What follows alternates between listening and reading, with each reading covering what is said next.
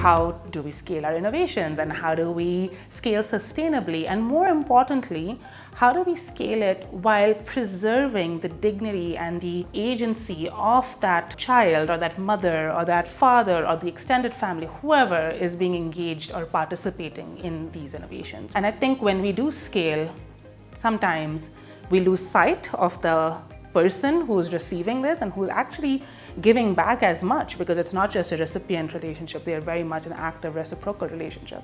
We lose sight of that, and I think the idea of sustainable scale is very much dependent on us recognizing the agency of that person who is in many figures at the bottom of the pyramid, but should ideally be right on the top of that pyramid, And so I think that's kind of the main critical thing that we are really focusing on in this meeting.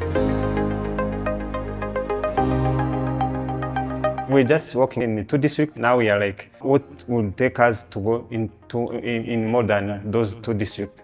How can we work on our innovation to be able to make it scalable?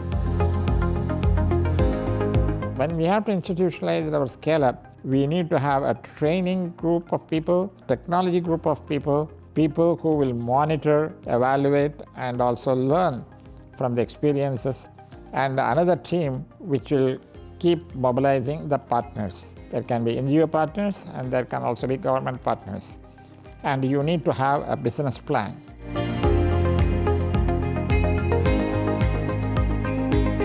To address scale and to reach scale, there is need for changing certain things about your innovation, because you cannot replicate. So we always have this discussion about the fact that scaling is not replication, but if you're not replicating, meaning doing what you did in proof of concept 10 times, the same thing in a larger area. Sometimes we talk about the special recipe in your innovation that you need to embed in a larger system. Answering this question takes time. We have been adapting our model and our interventions by mapping the actors, understanding the needs of the territories, adapting our approach and our contents and everything that we have developed thanks to the support to Grand Challenges to each one of the needs of these stakeholders and the needs of the territory. We are a very adaptable model, flexible model that adapts to the context we work.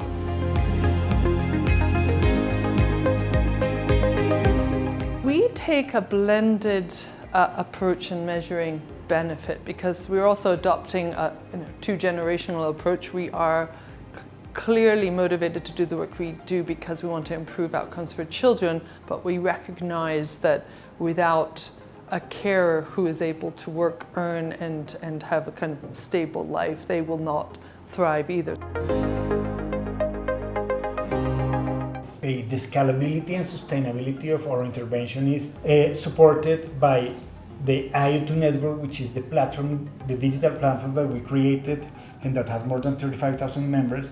And we envision this platform to become a learning community that gathers all kinds of practitioners that help them to build a community of practice. The community of practice is the milestone of the sustainability of our intervention, because this is where collective knowledge has been built, where practices can be taken from the practice to be shared to others, and hopefully different communities of practice from different municipalities or even from different countries can connect and create new knowledge to impact the life of children.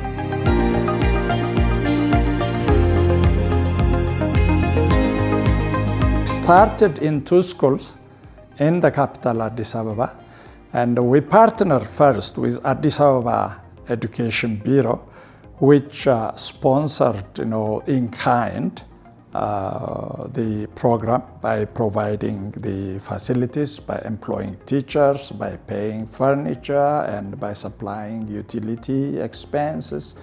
It was a vast contribution from the local government. And then demand came. We have created material access to 95% of the population, we can say, except in Gambella and Benishangul Gumuz, we are in all regions of Ethiopia. And finally, where we are now is,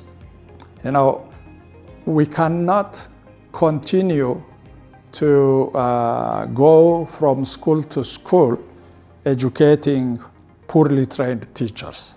We have to help the public system get good graduate teachers who know what they do when they go into the school. And then starting from an initial pilot of only 2 districts to have gained government buy-in to take over the program and implement as their own program. And so that program has been scaled to 34 districts now. And we have over 1,800 schools that are currently implementing the program. We have over 60,000 children that are benefiting.